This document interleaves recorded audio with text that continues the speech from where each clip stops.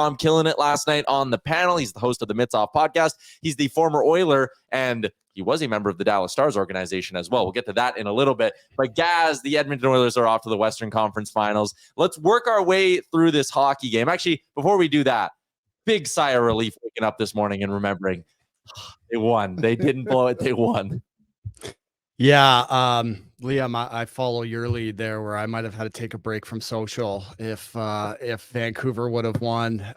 It was a tough week online, I'll tell you that much, from the Vancouver toxic Twitter culture that they have. Bunch of salty fans, still salty. Even Ty, I appreciate the kind words last night. You had a nice little tweet about me on the panel, and somehow people still find a way to be negative after they've lost and are looking at a summer of watching other teams play hockey again for Vancouver. So honestly, it was a fun night. I'm just really glad they won, boys, to be honest. It got a little dicey at the end, but it was nice they pulled it off.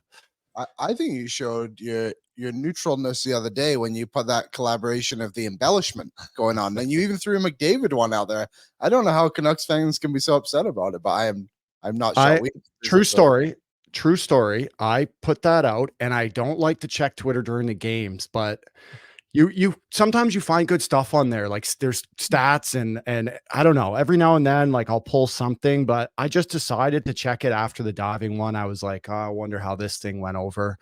And first Canucks reply was like, your pack should have shown way more Oilers diving or something like that. I'm like, dude, shut up. Like, you can't win with these people.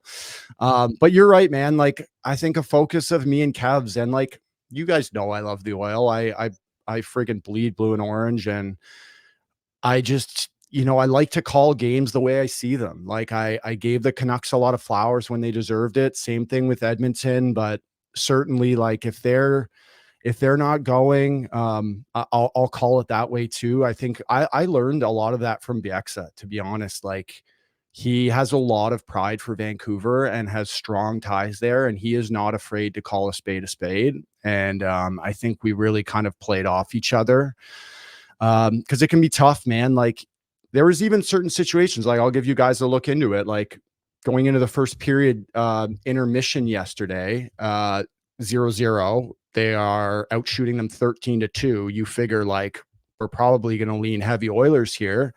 I had 2 packs ready. I had one of Draisaitl's line because I thought they had a great period. They had 3 odd man rushes. They had 3 3-on-2s. The clip with Leon carrying the mail up the pipe from like the D zone right in. Like, he looked great. And then I had a Mikheyev Pettersson line pack as well, because they had some good ozone time and a couple really good chances. And I got vetoed. Like, we were just like, hey, we're going to go with Pettersson. So sometimes it's not always my choice too. It's like, wherever the panel and the crew kind of wants to go, I kind of have to pivot every now and then too. But yeah, I was just trying to call it like I see it. Yeah, and I think that's why a lot of people do appreciate your work on the panel. Okay, digging into that win last night, and I guess we could even tie in Game 6 to this, quite honestly.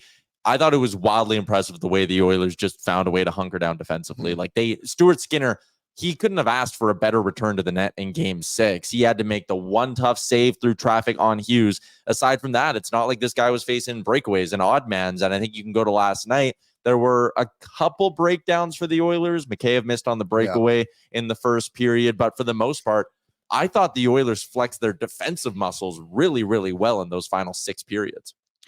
Yeah, and I think that's the biggest thing I took away from it is, when we're sitting on the panel there post-game, we don't have anything planned like we do during the game. It's kind of like Ron looks over and he's like, what are your thoughts? And my mind instantly went to where you were, Ty, was like, this team defended really well.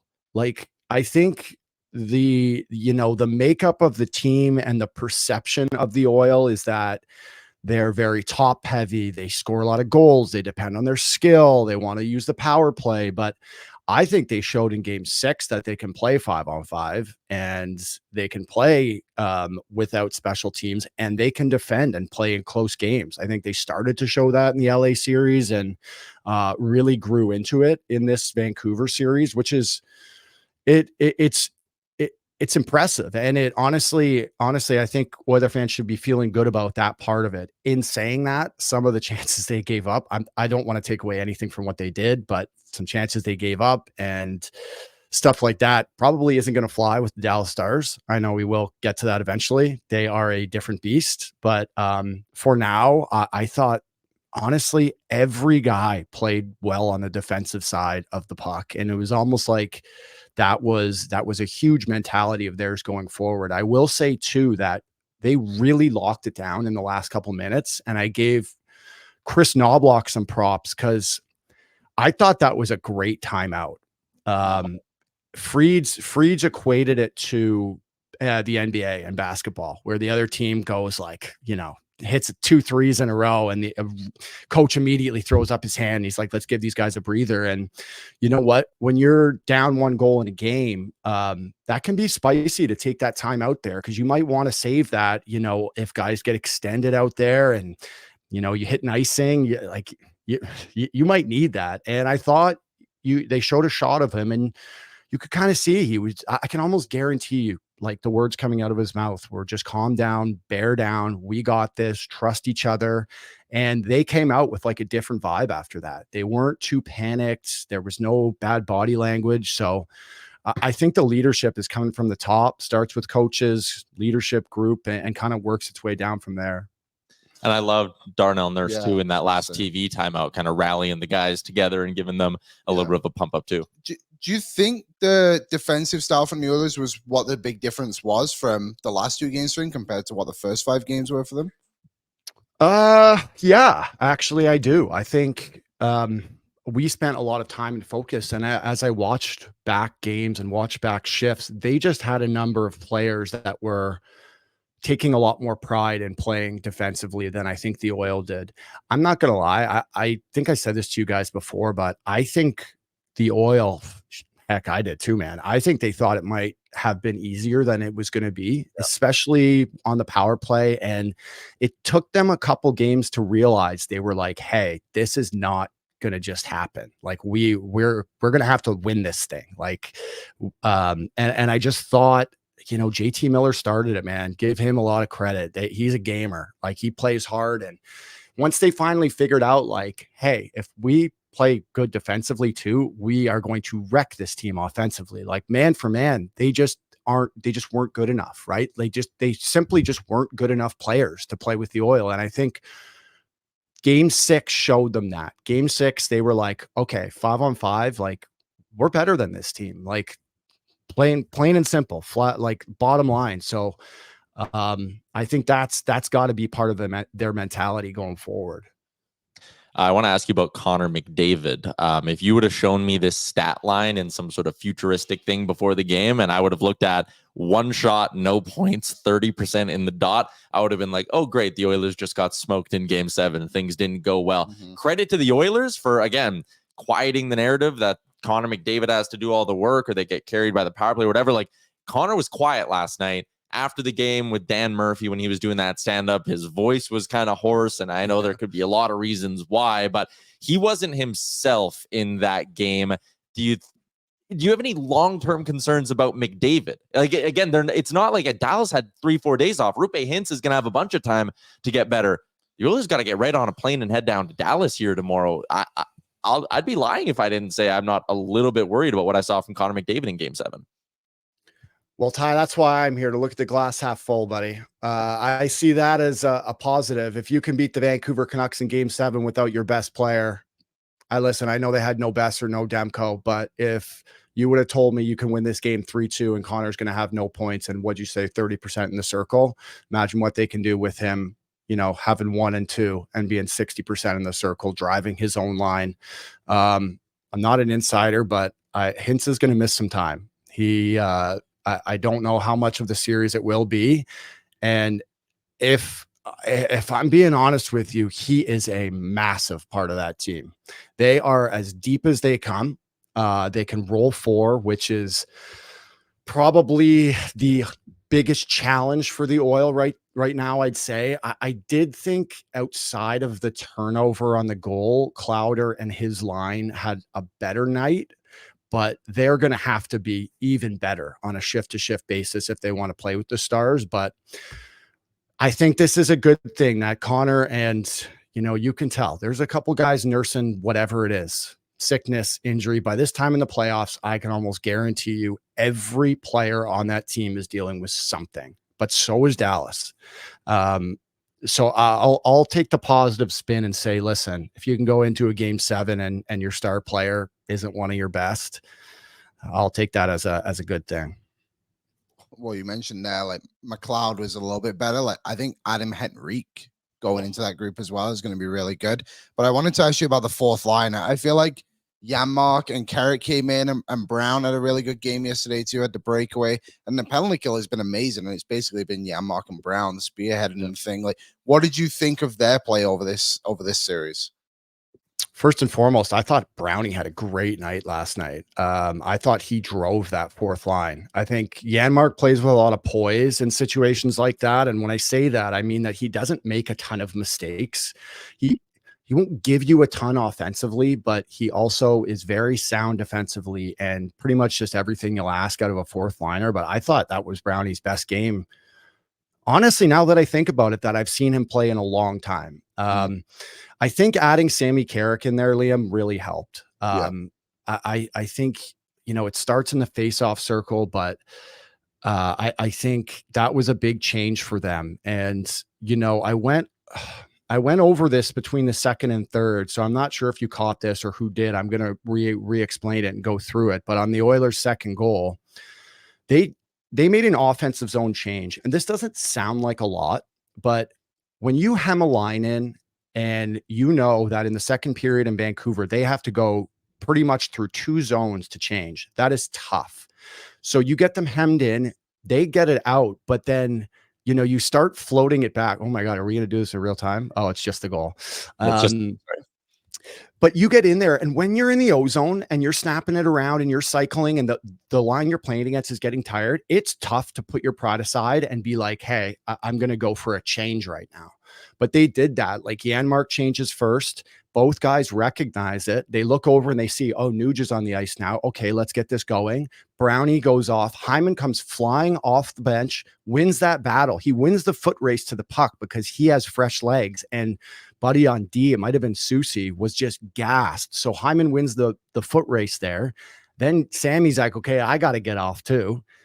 Connor comes flying over the boards. It goes low to high and it's in the back of their net. Like that's just smart hockey. And that gave me some encouragement to see a fourth line that has some awareness, because you don't often get too many offensive opportunities on the fourth line every now and then. And to kind of put your pride aside and make a smart change like that, I think says a lot bigger things, There's just so much awareness from them. There was another play too. I think it was in the second period.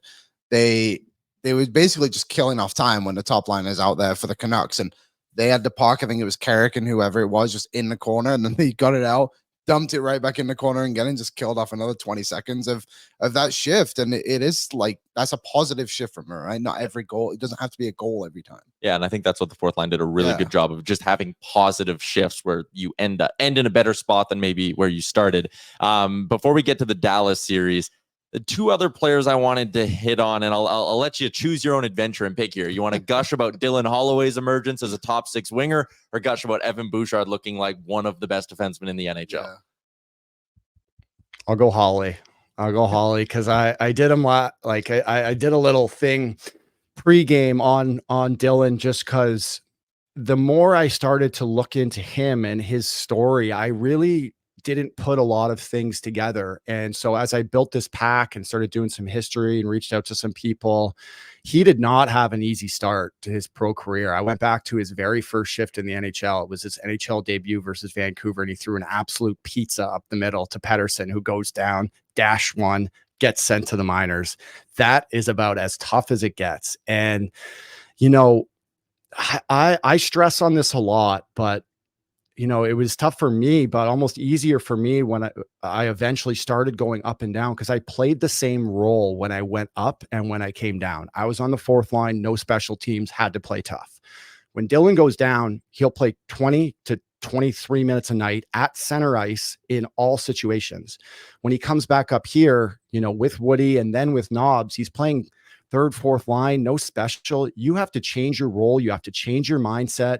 And that takes a lot of maturity, especially for a young player. And he's shown that, like, comes into camp this year, obviously has a good camp, but then the injury bug happens again, production down happens again, 2 minor stints happens again. You're down there in the winter and you're going, man, am I even going to get back up there? And gets the chance, makes the most of it, 5 points in 6 games to end the season. And now he's getting some top line minutes and we're seeing what he can do with it. I think the sky is the limit for this kid. I don't even think he's scratched the surface yet. The way I see him starting to evolve and make plays, he's starting to look more confident now. He threw a backhand pass across the ice in game 6 to Draisaitl across the neutral zone, which is about as ballsy as it gets. And I just remember being like, okay, he's starting to feel it now. He's starting to feel comfortable in his own skin. And it's really encouraging to see, because the Oilers could use another guy that can put the puck in the net. And I think that goal in game 6 showed that when he gets a bit of time and space, he's starting to figure this league out. So I'd love to see his trajectory continue, because I really do think the sky is the limit for Holly. All right, let's wrap this up by looking ahead here. Western Conference Finals, Oilers Stars gets going on Thursday. What are the key battlegrounds, key areas you need to see? What are the key things, I guess, you need to see from the Oilers if they want to take down this Dallas Stars team? First time in these playoffs, first time the Oilers have been betting underdogs in a series since the Western Conference Final against Colorado a couple years ago. So 2 huge areas. Nobody blocks more shots in hockey than the Dallas Stars. Nobody blocks more shots on defense than Chris Tanev. They are going to have to work to get shots through. That is going to be about as frustrating as it gets. Once you get the shots through, you have Jake Ottinger in net, who is an absolute stud. So first and foremost, getting pucks through is going to be crucial. And nobody scores more goals than the Dallas Stars. And they depend on all 4 lines and their blue line. I was going to say it's going to be much like Quinn Hughes having to defend Miro Heiskanen, but something was up with Quinn. He didn't look like himself. But Heiskanen is, man, if Oiler fans haven't been paying attention, they're going to see real fast how sick this kid is. Like, can defend, can skate like the wind. They're creative. This is just a side story, but I did game 6, Colorado, Dallas. They have a set breakout play on the power play that they scored off of on a 2-on-0, where Heiskanen comes back for a double drop. He drops the puck and he just continued through the neutral zone and caught them sleeping. And him and Robertson went on a 2-on-0. If anyone doesn't know what I'm talking about, go back and watch that goal. It is sick. So they are super creative and they find ways to adjust. And when they get opportunities, they can score. They have young players that can. Wyatt Johnson's on fire. They have good veteran influence, Jamie Benn, Joe Pavelski.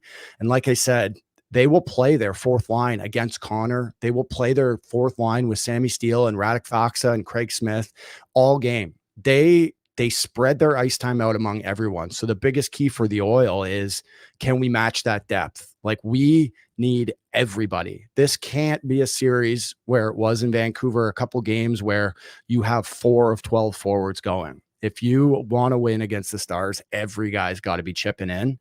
And the positive thing I do like about the Oil coming into this, though, is they have a tendency to step their game up against higher competition. And they have the tendency on the flip side to play down to the level of their opponent. So I think people are saying, oh, it took them 7 games to beat Vancouver. They will match Dallas. And it's just about if they can do some little things, win some battles, and hopefully get a good start down there. It's an intimidating building to play in. If you haven't been down there, man, it's more of like a football crowd, heavy rock music playing. The fans stand through the whole 3rd period.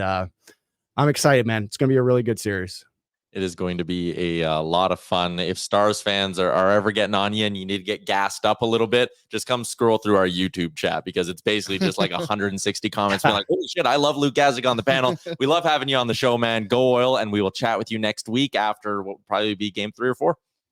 Thanks, boys. Yeah, I should tell you too. So I am on the panel. We made our schedules today and I found out. So I got the West Final, Dallas, Edmonton. So you're going to be seeing a lot more of me. So chat to you guys next week after a couple games. And as always, go Oil. Hell yeah. There you go. Later. Luke Gazdic on the Star Mechanical guest line, Edmonton's #1 plumbing and heating company. What's up, Nation citizens? If you like that video, then you need to be subscribed to the Oilers Nation YouTube. Podcasts, live shows, exclusive interviews, and analysis. Everything you need from your favorite voices at Oilers Nation. And you don't want to miss any of it, so hammer that subscribe button.